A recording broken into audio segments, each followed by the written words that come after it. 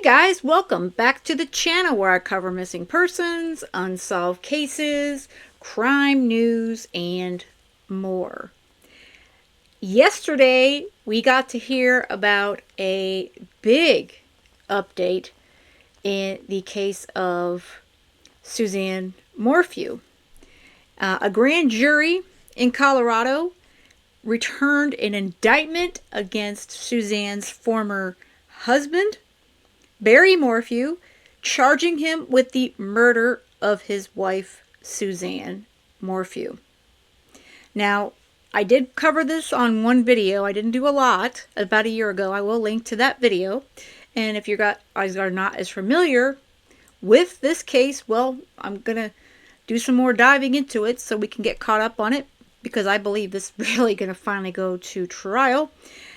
Suzanne was reported missing back on Mother's Day in May of 2020, and her remains were later found more than 3 years later while the investigators were searching in an unrelated case.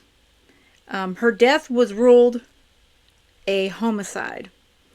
Now, her husband, Barry, was originally indicted on a single count of murder in the first degree, but those charges were later dropped without prejudice in April of 2022.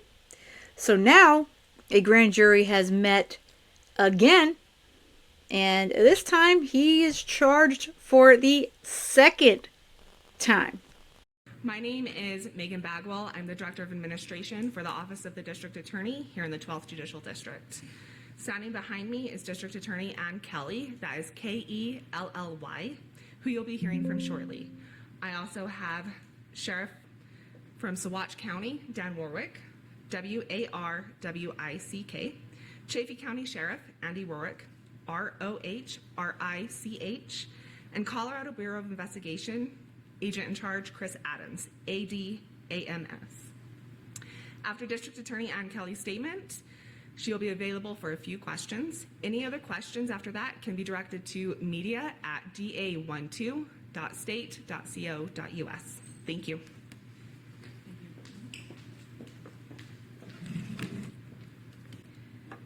I appreciate the members of the media that are here today. I scheduled this briefing to provide an update on the investigation that has been in the hearts and minds of the people of Chaffee County since Mother's Day of 2020. Suzanne Morphew was reported missing on Mother's Day 5 years ago. Law enforcement has never stopped working to obtain justice for this mother of two, this daughter, this sister, and this beloved member of the Chaffee County community. Through the tireless efforts of the Chaffee County Sheriff's Office, the Saguache County Sheriff's Office, the Colorado Bureau of Investigation, and the Federal Bureau of Investigation, I can announce today that the 12th Judicial District Grand Jury returned an indictment. The grand jury has indicted Barry Morphew on the single count of murder in the first degree. Law enforcement, the Chaffee County community, and Colorado as a whole has never stopped fighting for justice for Suzanne. Cold case homicides are tremendously difficult. They're difficult for the families of the victims and the communities who wait patiently for answers. While it may seem at times that the world forgets about these victims, I can assure you that my law enforcement partners and Colorado's law enforcement community do not forget. Every unsolved murder is a tragedy, and we must never give up on our efforts to find answers in these cases. My office will be prosecuting the indictment as Suzanne's remains were found in Saguache County, which is a county within my jurisdiction, the 12th Judicial District. I am extremely appreciative of Michael Doherty, who is the elected district attorney in Boulder County. He has consistently committed material resources to small rural DA's offices like mine to assist in the sometimes Herculean efforts to bring justice for victims in rural areas of our state.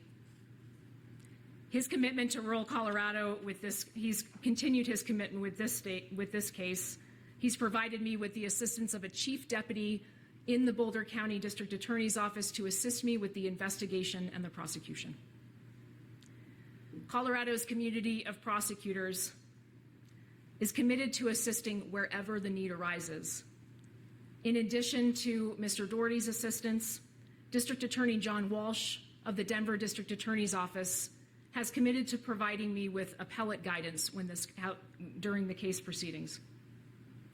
So today I have with me Chaffee County Sheriff Andy Rorick. I stand united with Sheriff Rorick and Under Sheriff Alex Walker. I stand united in announcing this indictment.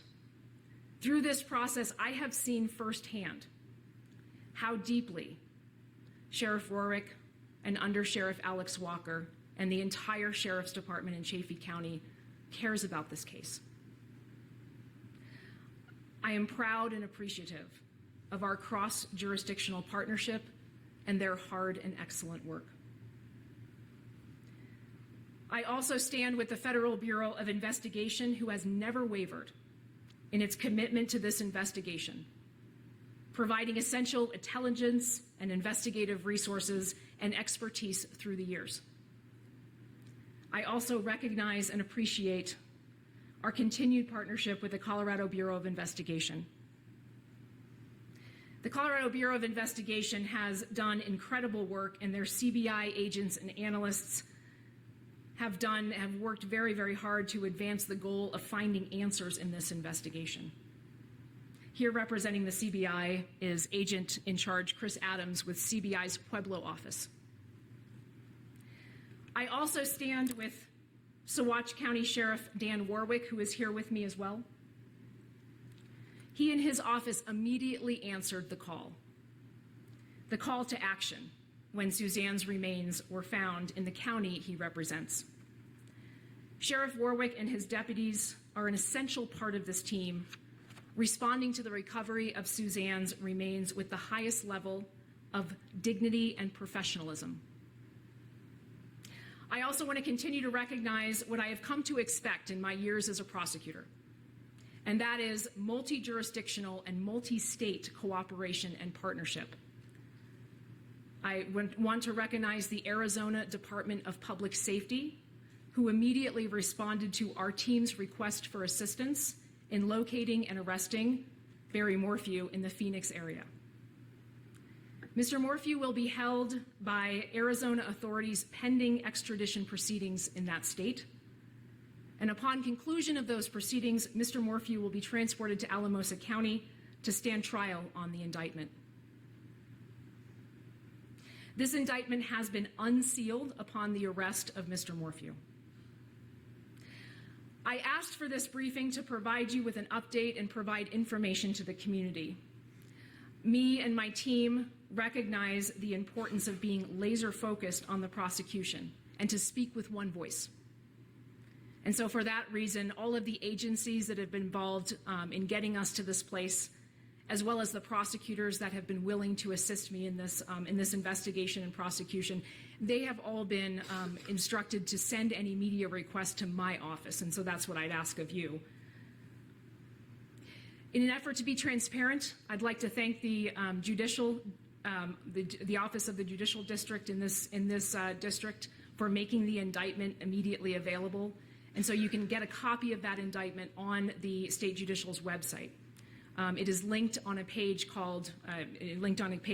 labeled Cases of Interest, and it's under Alamosa. Barry Morphew is presumed innocent in this case and that presumption remains with him unless and until he is convicted at trial. And so once again, thank you for allowing me to provide an update to the community on this very important case. Let me tell you, sometimes the justice system works. Sometimes it comes back around and bites the guilty party in the ass.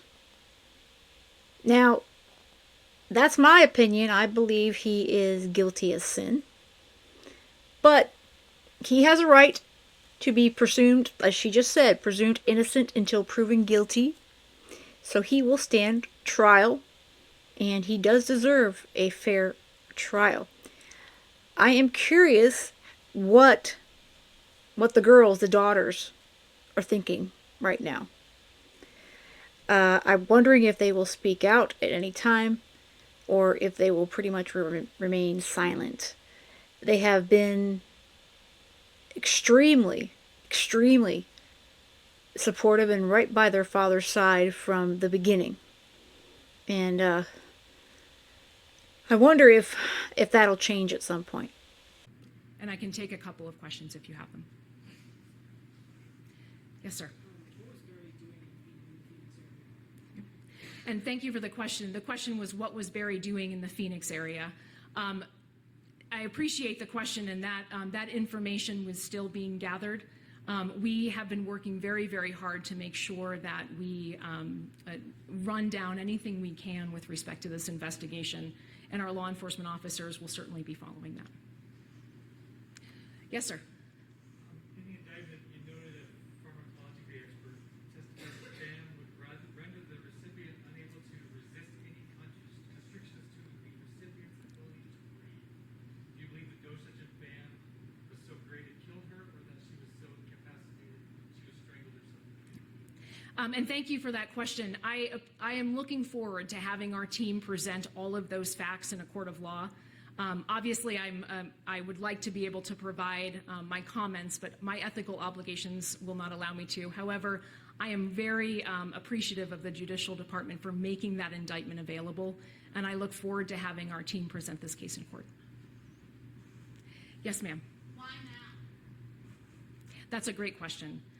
And so we, as prosecutors in Colorado and law enforcement in Colorado, we are very dedicated to making sure that we don't forget the victims of cold case homicides.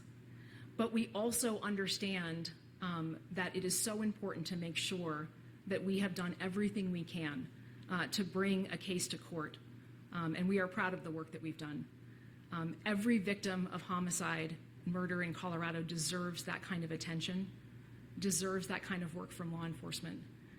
And I would say that having the opportunity to work on these cases and to bring justice for these victims has been very important to me. Yes. Yeah, let me. Okay. Yes, sir. Was Morphew surprised at all when you was taking this? Was he expecting this? And thank you for that question. The question is whether or not Morphew, what Mr. Morphew's reaction was, and I can tell you that that's going to be part of the case, and we look forward to presenting that in front of a jury. Yes, sir. So the male DNA was found in Suzanne's car. Are you guys moving forward? Are you guys using that evidence for this trial? Tell us more about that. And thank you for that question. The indictment has a wealth of information about that particular topic, as well as the probable cause that supports the arrest in this case. And obviously, we are going to do everything we can to make sure that justice is done for Suzanne, and that includes being as thorough as we can about the facts of the case. Another question. When you arrest Barry in Arizona, so that's still investigating right now with Arizona law enforcement? So the Arizona Department of Public Safety has been an incredible partner for us. They organized immediately when we asked them to respond when we received the indictment. So I very much want to thank the Arizona Department of Safety. What about you, sir? What will be the biggest difference between the prosecution of this case and the time versus back in 2021? And the question is, what would be the difference between the prosecution of this case and other prosecutions? You know, justice for cold case homicide victims remains a priority in the state of Colorado, both for prosecutors and for law enforcement. And that's despite any challenges that we may have had in the history of any particular case. That remains a priority for us. And so we have worked very hard to move forward in the case. This case is a different case, and I would refer you back to the indictment in this case. And we've worked very hard to move forward. Yes, sir. On an emotional level or on a personal level, and it's okay if you repeat yourself, can you talk about the journey, your journey, from the day this was dismissed until today? Just broad strokes, just tell us that story. Well, thank you for that question. The question is, what has this process looked like, essentially? What has this process been like for the family, for the community, for our law enforcement partners? And I can tell you that it has been a long road. It has been a long road, and the families of the victim have been so patient.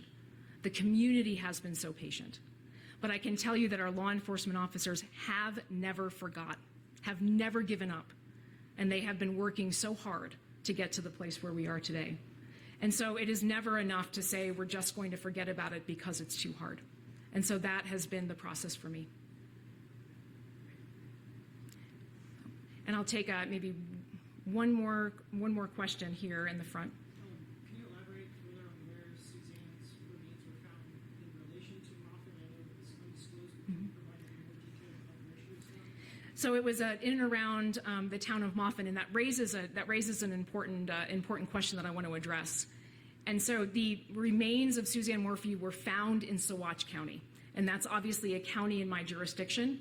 And so jurisdiction in this county is appropriate. I can tell you that I have reached out to and contacted my friend and colleague, elected District Attorney Jeff Lindsay, who currently covers Chaffee County. He is in full support of our efforts to prosecute this case here and has committed to providing any resources that we need to prosecute this case.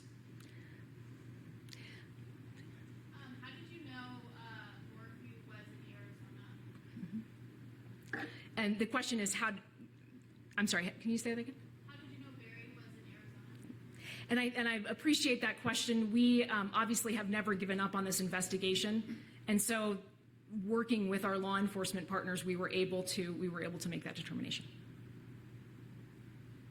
Could anyone else possibly face charges? So right now we have the indictment in front of us, and we're committed to working hard to get that done. So, and this will be the last question. Thank you so much. Just one last question. From a community perspective, this community's been through a lot with the district attorney's office, and we've watched you take it over and repair it, stand here with law enforcement, something this community might not have seen in the past. We've watched you build a staff.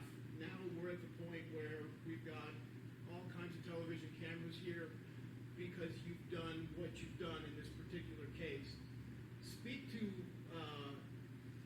what kind of satisfaction you have and gotten here, and is the job done with your staff, and can you now move forward? Well, and thank you. The question relates to the status of our district attorney's office and where we've been in the last 3 years. And thank you for the question. The effort that we undertook to come to the San Luis Valley, that I undertook to come to the San Luis Valley and build the district attorney's office was quite tremendous. But I can tell you that the collaboration of prosecutors across the state to assist me, to assist my staff, to assist law enforcement has been absolutely tremendous. It is a testament to how strong our law enforcement community is and how united the prosecutors in the state of Colorado are. And so assisting me in building the office in the San Luis Valley, that is a testament to the assistance that I've received across the state. So thank you for the question. Thank you for what you've done. One last question, and when do you expect Barry Morphew to show up? Thank you. So he's currently being held by the authorities in Arizona. He will go through a process of extradition, and when that process concludes, he will be then transported back to Colorado. So thank you so much. So that is the 12th Judicial District Attorney, Ann Kelly, who will be prosecuting the case against Barry Morphew. Now, she stated that the indictment was out, and I do have it. I'm going to go through it. Looks like it's about 10 pages. So I guess buckle up. I'm actually going to be going through it the first time with you guys. So let's get to it. So here is the indictment.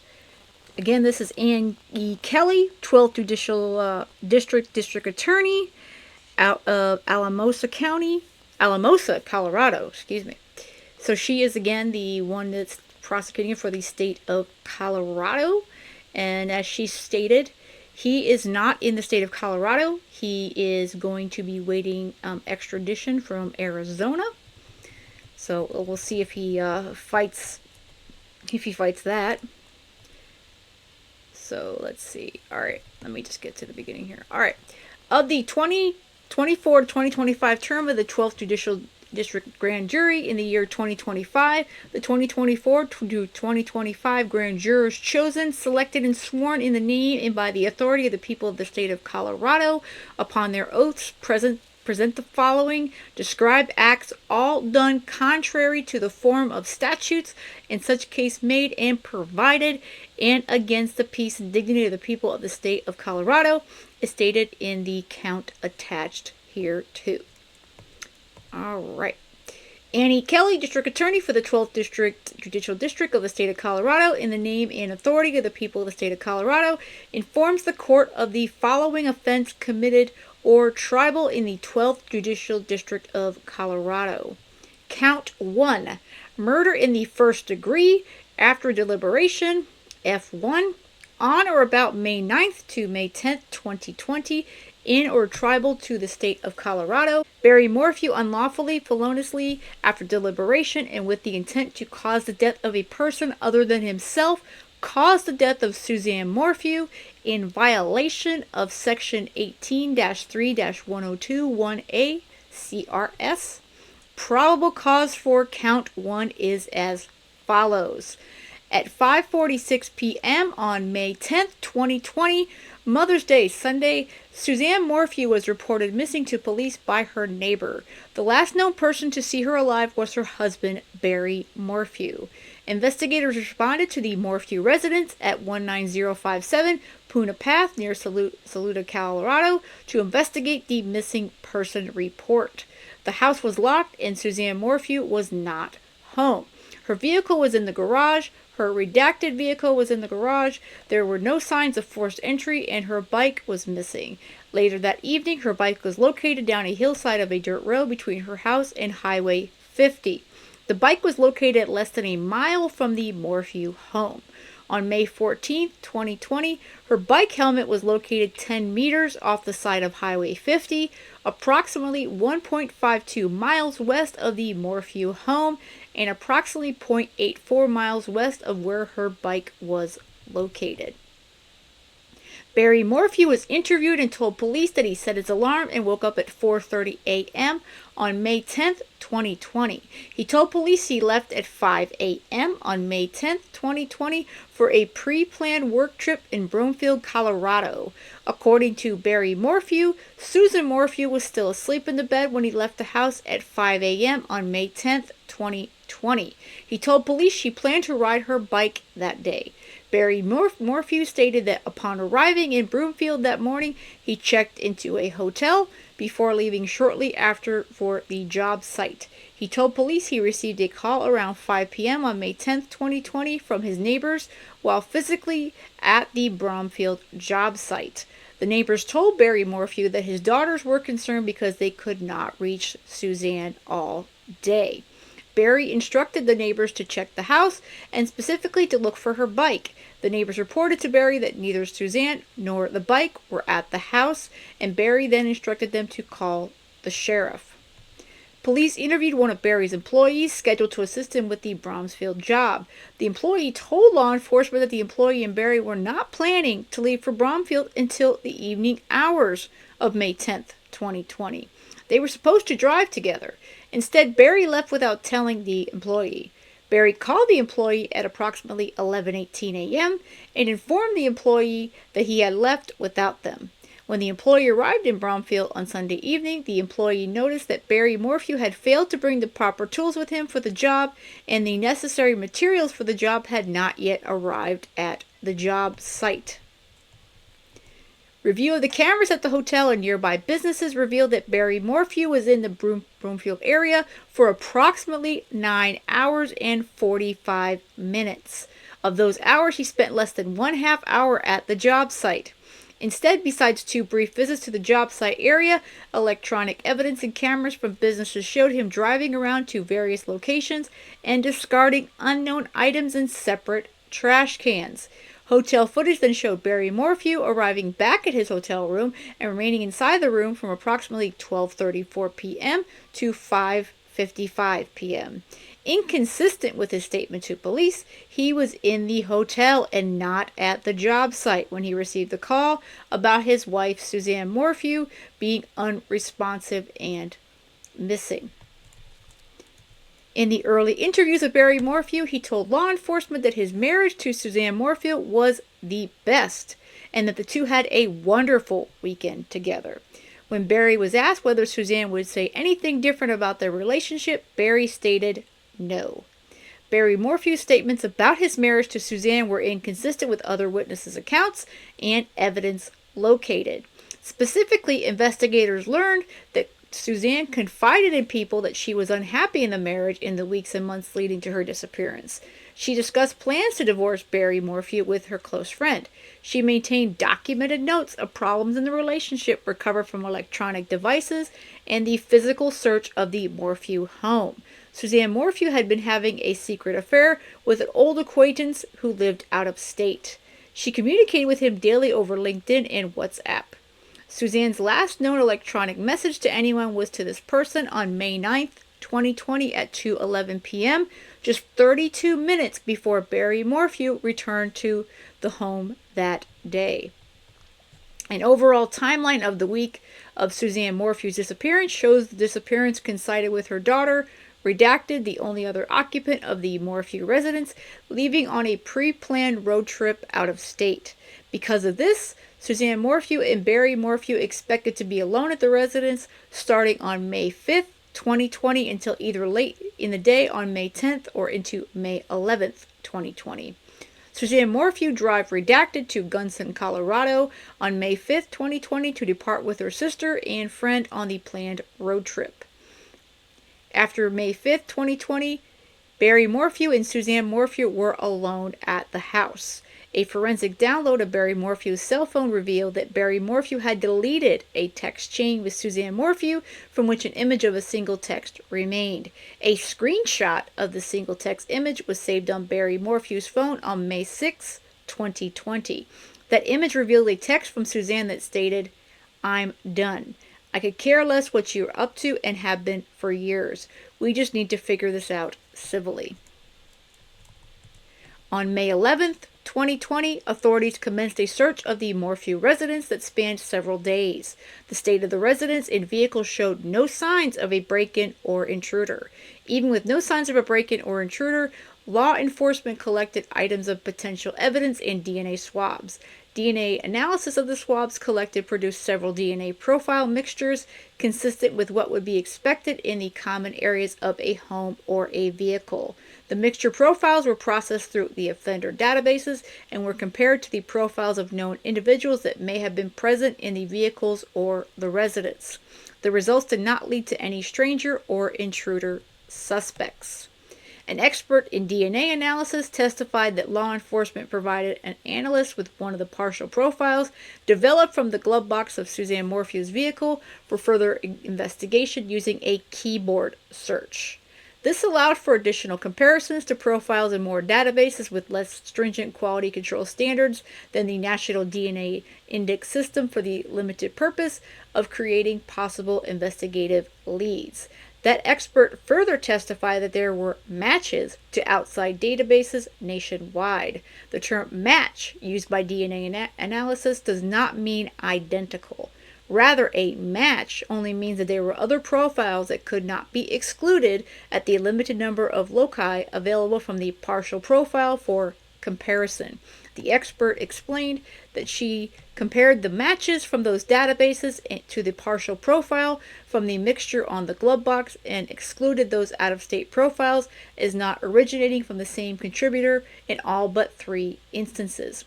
Finally, the expert explained that just because the profiles from those databases matched at the limited loci available for the comparison, it did not mean that any of the people from out-of-the-state profiles were the same person that contributed to the partial profile to the mixture on the glove box. Law enforcement investigated those 3 partial matches obtained from 3 separate out-of-state sources and found no connection to the case. I am very interested when they go through this forensic stuff and the DNA during the trial. Law enforcement located a locked gun safe in the garage during the search of the Morphew residence. Inside that gun safe, law enforcement located a dart rifle or tranquilizer rifle positioned toward the front of the safe. Law enforcement also found packages of Pernodart brand tranquilizer darts in the gun safe. The packages of darts included capped hypodermic needles inside of them, which were designed to load the darts. Law enforcement found one of the needle caps in the dryer after the dryer's contents were removed. Law enforcement also found men's shorts among the contents of the dryer that were removed prior to finding the needle cap. The shorts appeared consistent with the shorts Barry Morphew was seen on video wearing on May 9, 2020, less than 1 hour before he returned to the Morphew residence. No tranquilizer formula was located during the law enforcement search of the home and vehicles. Yeah, that evidence in the dryer, big information. That's going to be big for the trial. Police investigated numerous electronic devices in Suzanne Morphew's social media account, searching among other things for proof of life. That investigation revealed that Suzanne Morphew had not communicated electronically with any living person after 2:11 p.m. on May 9, 2020. Her last possible activity on any account protected by password was 3:08 p.m., over 24 hours prior to her being reported missing. Records showed her typical use of electronics and social media demonstrated this was inconsistent with her typical pattern of life in the days leading up to her disappearance. Additionally, witnesses indicated they attempted to communicate with Suzanne Morphew throughout this time frame but received no response from her. These witnesses indicated that her lack of response was out of the ordinary. Barry Morphew's electronic devices were also analyzed. A download of the infotainment system on Barry Morphew's truck recovered telematics data showing the location and activity of his truck at certain times on May 9th and May 10th, 2020. A download of Barry Morphew's cell phone showed additional location information. Based on data from his cell phone, Barry Morphew returned to the Morphew residence at 2:43 p.m. on May 9th, 2020. The data did not show his phone or truck leaving the residence again until the morning of May 10th, 2020. The download of Barry Morphew's cell phone registered events related to his phone. An expert forensic analyst determined that some of these events were in fact Barry Morphew's phone being turned off during the time frame of May 9th into May 10th, 2020. Turning off a cellular device effectively disables its ability to record location information. Specifically, the forensic analyst noted that Barry Morphew's phone download showed it was turned off at 2:47 p.m. on May 9th, 2020, only a few minutes after he arrived home at the residence where Suzanne Morphew sent her last electronic communication to anyone. At approximately 10:17 p.m. on May 9, 2020, the phone was turned back on. Barry Morphew's cell phone was again turned off at 4:32 a.m. on May 10, 2020, prior to him leaving the residence on his trip to Broomfield, Colorado, and was not turned on again until 5:37 a.m. when location information showed him on the road already in the area of Johnson Village, Colorado. Testimony established that the times Barry Morphew turned off his phone corresponded to periods of time of significance in the case where location information was consequently unavailable. Yeah, that is really suspicious. Most people don't turn off their phone really ever, but in the afternoon, I mean, you might reboot it, but nobody usually turns off their cell phone. That's pretty rare. Similarly, further analysis of the information from Barry Morphew's infotainment system, the telematics, in his truck showed an irregular gap in recorded activities. Specifically, from approximately 3:49 a.m. to approximately 8:10 a.m. on May 10th, 2020, there is no recorded data registering on Barry's infotainment system. An indication of no truck activity from telematics is inconsistent with other facts developed from Barry Morphew's phone, surveillance footage, and Barry Morphew's statements about his activities on May 10th, 2020. Specifically, telematics data showed Barry arriving at his residence at 2:43 p.m. on May 9th, 2020. It then registered Barry's other activities throughout the afternoon at the residence until it ceased at 9:52 p.m. on May 9th, 2020. The telematics data then showed activities resume from 3:25 a.m. to 3:49 a.m. on May 10th, 2020 at a GPS location consistent with his driveway. Barry reported to law enforcement that he was asleep during that time frame. From 3:49 a.m. to 8:10 a.m. on May 10th, 2020, the infotainment system, or telematics, did not register any data despite the fact that Barry's cell phone indicated the device was in the Johnson's Village at 5:37 a.m. on that date, and Barry reported being in his truck traveling to Broomfield at that time. When recorded telematics data became available again in the records from the infotainment system download at 8:10 a.m. on May 10th, 2020, corresponding GPS coordinates showed that Barry had already arrived at the area of Broomfield, Colorado.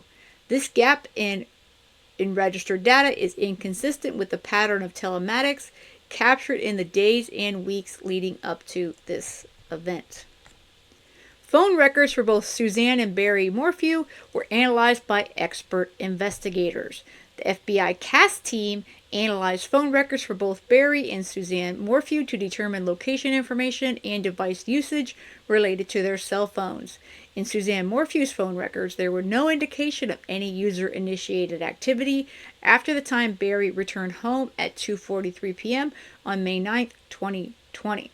Suzanne's cell phone device continued to connect through RTT data with the cell phone tower that serves the Morphew home throughout the night of May 9th into the early morning of May 10th, 2020. These automated data connections, however, were consistent with the tower reaching out to the phone to determine its location and not initiated by the user of the device. After 4:23 a.m. on May 10th, 2020, Suzanne's phone ceased to connect at all ever again. Just 8 minutes later, Barry's cell phone data showed his phone ceased to connect starting at 4:31 a.m., consistent with the cell phone download showing it powering off at 4:32 a.m. Suzanne's cell phone never registered on any towers other than the tower consistent with the Morphew residence from the time Barry returned home around 2:43 p.m. on May 9th, 2020 to the time it ceased activity altogether at 4:23 a.m. on May 10th, 2020. Despite searches for the device, Suzanne's cell phone was never found. I gotta wonder, what did Barry do with her cell phone?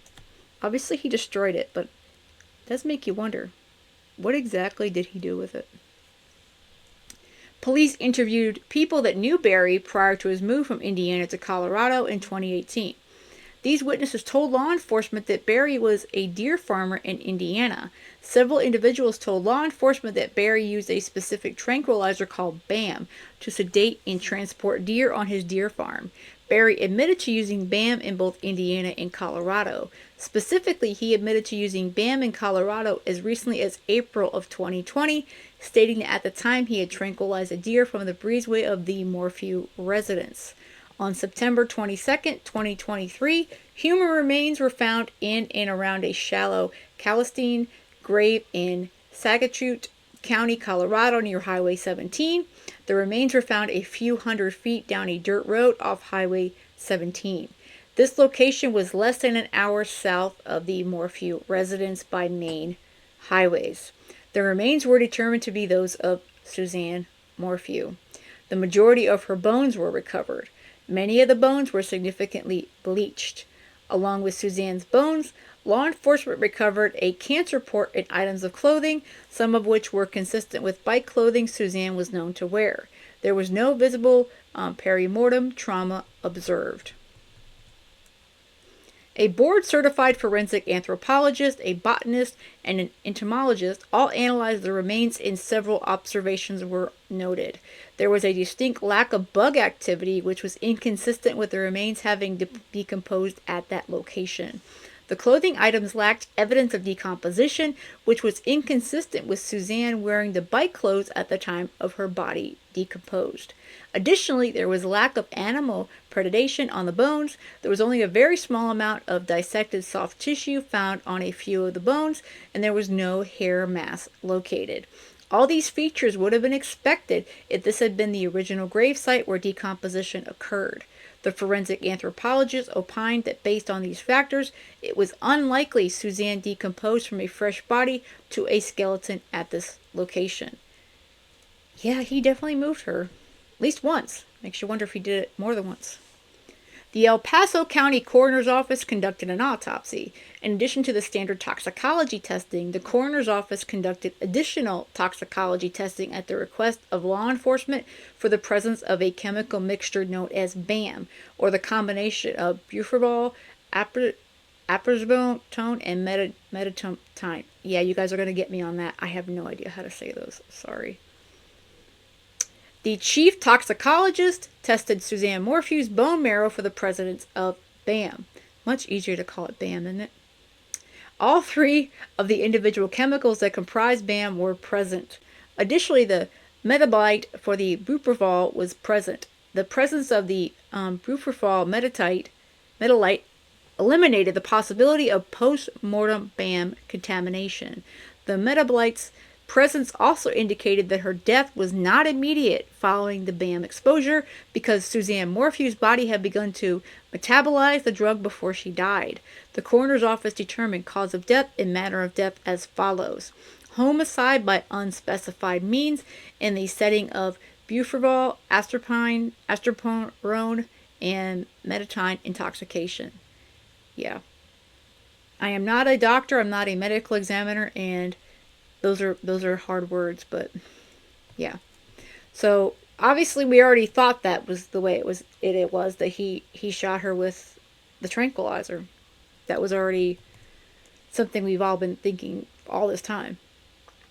A pharmacologist and medical doctor testified about the toxicology testing to determine the presence of BAM in Suzanne's remains, about the chemical compound itself, and about the possible effects of that compound in humans.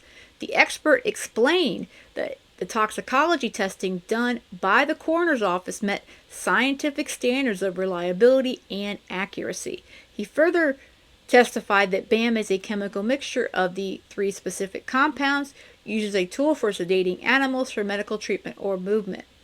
Back in 2020 and the years leading up to Suzanne's disappearance, BAM was sold by only one company in the United States and could only be obtained by prescription from a veterinarian.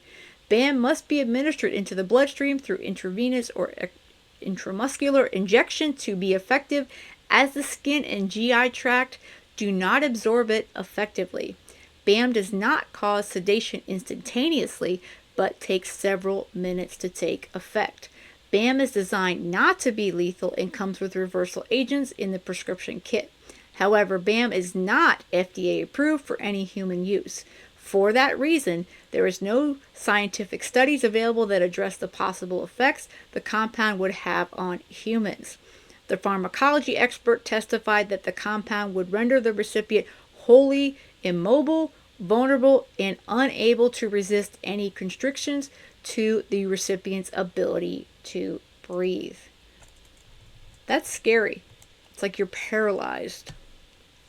Records were obtained for BAM prescriptions related to Barry Morphew.